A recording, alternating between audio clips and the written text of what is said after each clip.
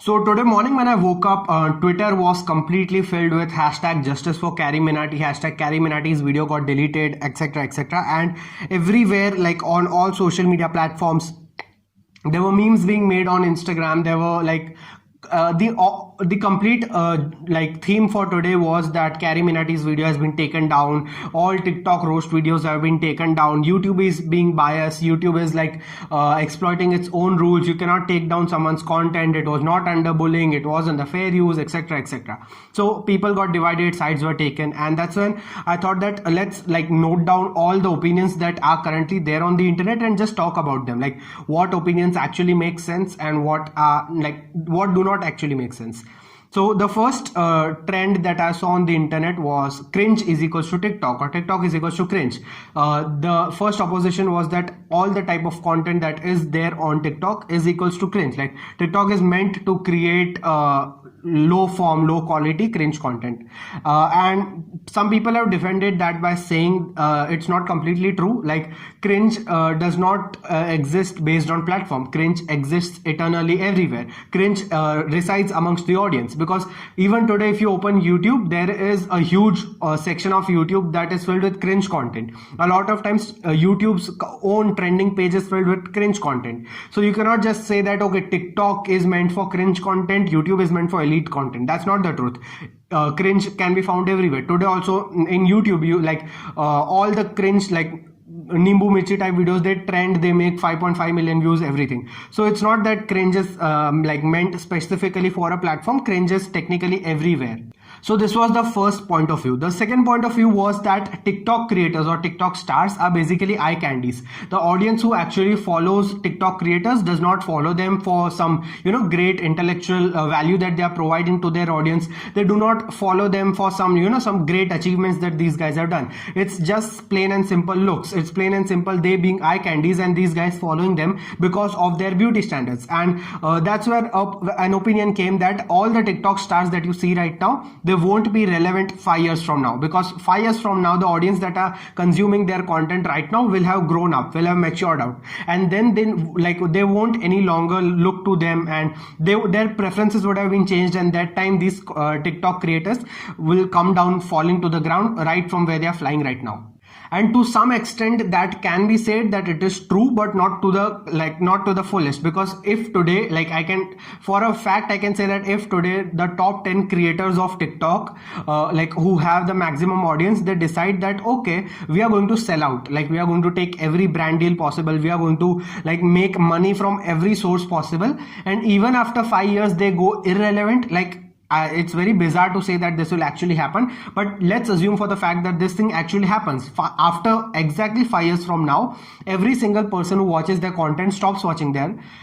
Within 5 years, within the window span of 5 years, they will earn enough money to sustain a good life. I'm not saying a luxurious life, but at least a normal basic life they will be able to sustain even without working anything. Like if they just become sellouts for 5 years, they would be making enough money to live like peacefully for the rest of their life. They don't need to even earn anything. So in a way you can say that they are just selling their beauty standards, they are being eye candies, etc., etc. But if you look at the math, if you look at the money, if they actually do that, and if they like go to the heights of selling out, go to the heights of brand dealing, then within 5 years they would be making good enough money to like live for the rest of their life. So it practically does not even matter to them whether they are being called out as sellouts or beauty sellers, etc., etc., because for them their bank balance is continuously being booming. And if you can actually like, if right now the average age of the top TikTok creators is 23, 24, so add 5 years to that. If the age of 28, they're accumulating that much money that they can retire at the age of 28.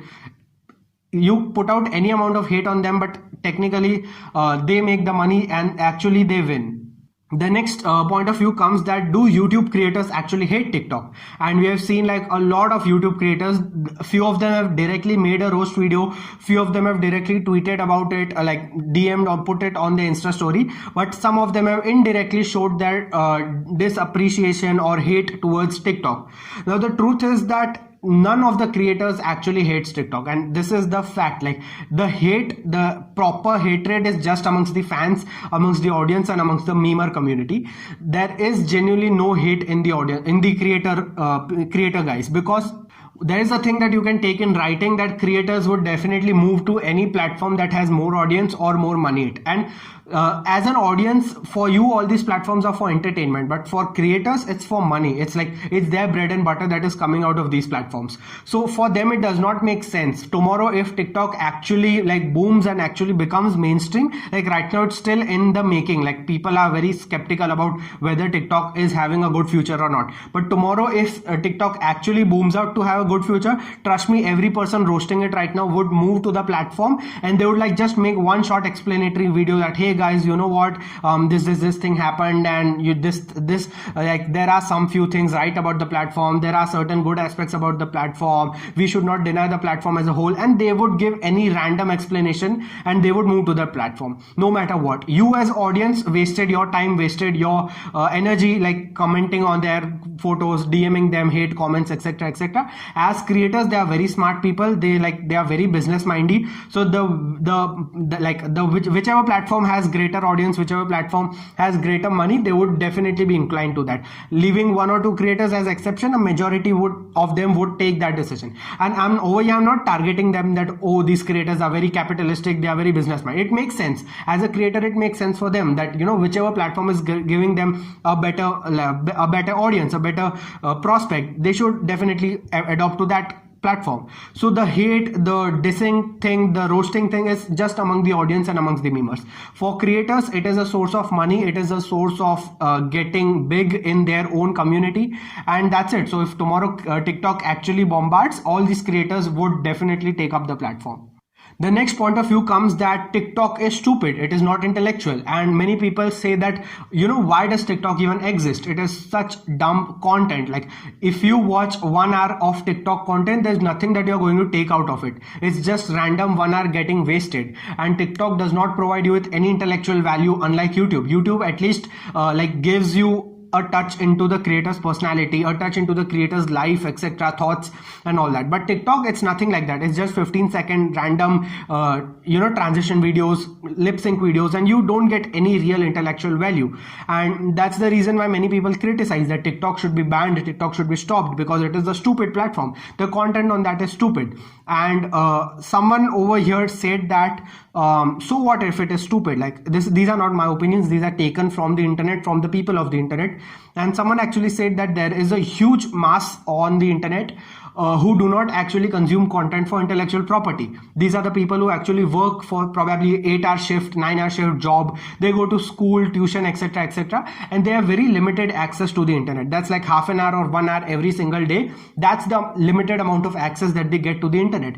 And when they get to the internet for such a short period of time, they don't want to watch something intellectual or something like heavy loading. They just want to escape their reality for that 1 hour. They just want to blur out all the problems of their life by consuming stupid content. Yeah, that's literally the thing that they want to do. It's their choice that they want to consume content that is meaningless, content that is just dumb thing that just distracts them from the problems of their real life.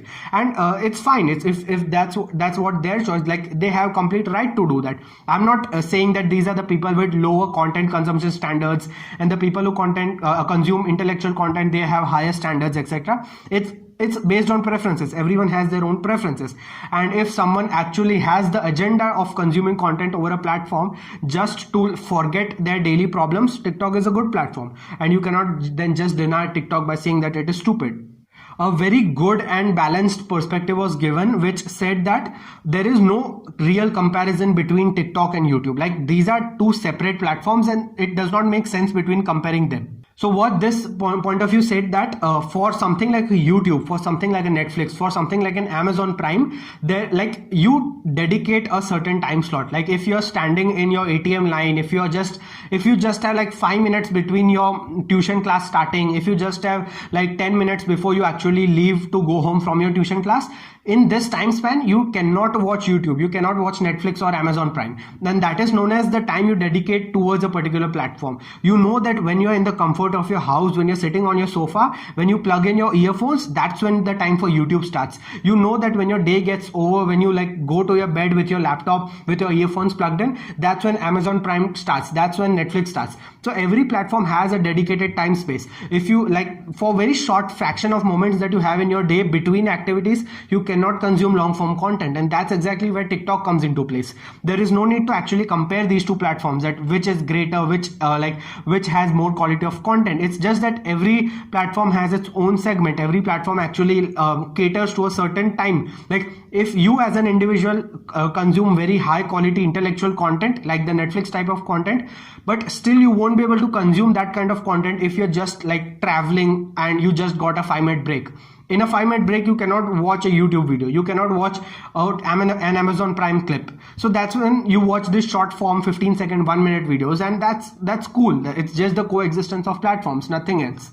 The sixth point of view comes, which has been upvoted by a lot of guys, and that is TikTok promotes hyper romance. Like right now, as a generation, if you look back at what Bollywood did a decade ago, you say that Bollywood set up very fake romantic standards. They promoted love and romance to another level. They said that, you know, once a boy meets a girl and that's it, that's love, that's romance, that's the definition of Bollywood. And right now, a lot of people actually criticize that definition, saying that, okay, Bollywood actually set up these fake standards, but that's not actually what happens in the real world. Many people link that with TikTok. That's actually what TikTok is doing today. They are also promoting hyper romance. They are also promoting hyper feelings of love or hyper feelings of expression.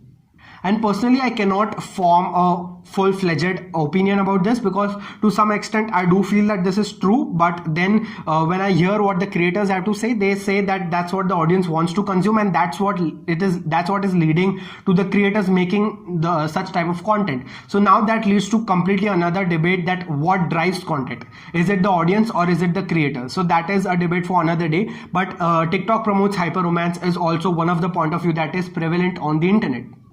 Now the next two opinions that I'm going to place further are interlinked, and one is a positive opinion and one is a negative opinion. So the positive opinion says that TikTok is actually democratizing, TikTok is actually like making influence and popularity reachable to everyone. Like, so what this thing says that if like 5 years from now, when all these social media platforms did not exist, some random guy wants to say that, okay, I want to enter the Bollywood as a career. The first thing that their parents would say that Bollywood में हमारे family में से कोई नहीं है. No one from our family or friends is into this career. So how are you going to enter into this stream? And that was a major issue, that, you know, the industry of fame, the industry of influence, the industry of popularity was a closed net. Like you need to know someone who exists into the industry, only then you get an entry into the industry. It was not the audience who decides who gets to be a part of this industry. It was the people who are currently in the industry who makes the choice that, okay, these people are allowed to be a part of this industry, these people are not allowed to be a part of this industry. So what this opinion actually says is that with the rise of not just TikTok but any other social media platform, influence and popularity as a business has become open for anyone. Like right now, it does not matter that you are the son of a big star kid, or you are the son of an influential person. Only then you can become popular on this platform. It's the audience who actually decides who gets the attention. It's the audience who actually decides who should become a celebrity and who should not. So that is a positive aspect of this platform. But with this positive aspect comes a very bad aspect, a very negative aspect. And that is that amongst a lot of young people there is this narrative कि TikTok पे कोई भी star बन सकता है, TikTok पे कोई भी famous बन सकता है, and that is wrong. Like I remember watching this video on YouTube. You can search it right now. It is called The Print's video on TikTok Garden Delhi. Just search for this, The Print TikTok video Delhi Garden. And what this video actually shows is that there are certain areas in Delhi which are located as places to shoot TikTok videos. Like youngsters in huge masses. Like if you go to these gardens, you will find people everywhere just recording TikTok. And a journalist from The Print actually went to one of these locations, and they interviewed the people who are making TikTok videos over there. And these are mostly young people, generally from the age bracket of 15 to 22. And when they were interviewing these people, they actually asked that, you know, what are you doing in life, and why are you actually creating videos? And they have this very basic mentality that TikTok पे तो कोई भी famous हो सकता है. So if we are actually making videos, we will actually like blow up one day, we will become popular, and then brands would come, money would come, we would go to Dubai for free, and we would be flying like business class, etc, etc. And the problem with that is that all these people have given up upon like life, they have given up upon studies, they have given up on their personal ambitions, and everyone has set up on this blind faith that, you know, I will become a TikTok star. Like everyone comes with this blind faith that okay, I am going to become a TikTok star. And like this might sound insane, this might sound not to be true, but just watch that video, The Print TikTok Garden Delhi, and you'll come to know the mentality among these people. And the problem with that is not everyone is going to become star. I'm not saying that not everyone can become a star, but I'm saying that it's the game of probability, right? If 100 people sitting in that garden are making videos, like 1 or 2 would blow up, and for the rest 98, they are just wasting their youth behind, you know, creating this stuff. So over here my point is that if you actually want to take TikTok as a career, if you actually want to take a shot on it, do it, but do it in your free time, like 1 hour every single day, 2 hour every single day, or probably on the weekend, Saturday, Sunday. That's it. Start it as an experiment. Don't start it saying that, you know, इस पे तो videos बना के लोग famous होते हैं, फिर पैसे आते हैं, and that is why I'm going to do that. Don't start it out with that mentality, because there are huge chances that you can go miserably wrong, and if you go miserably wrong, there is nothing that you can fall back on. So yeah, that is one thing. You can once again, I'm referring this video, you can watch this video, The Print TikTok Garden Delhi, and that will give you a clear picture of what I'm saying and why I'm raising this concern over this topic.